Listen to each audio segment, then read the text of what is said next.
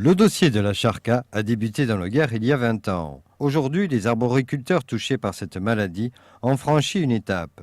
Une délégation composée d'élus et de représentants du monde de l'agriculture gardoise ont rencontré Bruno Le Maire, ministre de l'Agriculture.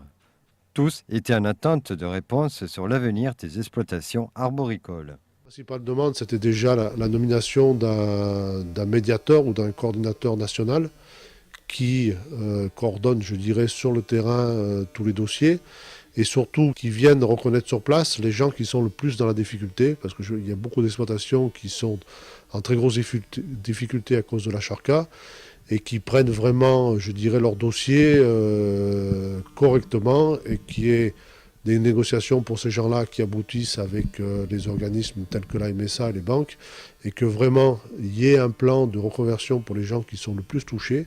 Et ça, il a beaucoup insisté qu'il y ait des plans de reconversion.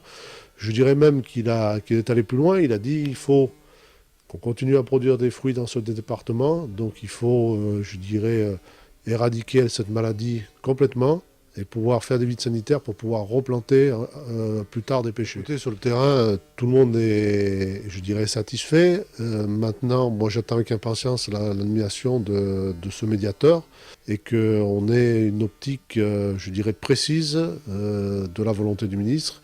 Il nous a donné rendez-vous dans 4 à 6 mois pour voir l'avancement du dossier, donc je pense que c'est de sa part une volonté de voir le dossier aboutir. L'objectif final est l'éradication de la charca dans le Gard, mais pas n'importe comment.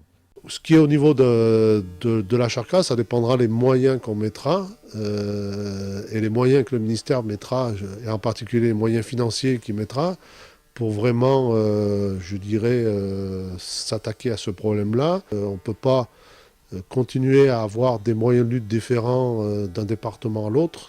Il n'y a qu'en ayant, je dirais, de la rigueur dans la prospection et dans la rigueur dans l'arrachage, il n'y a que par là qu'on arrivera à sortir du problème charcutier.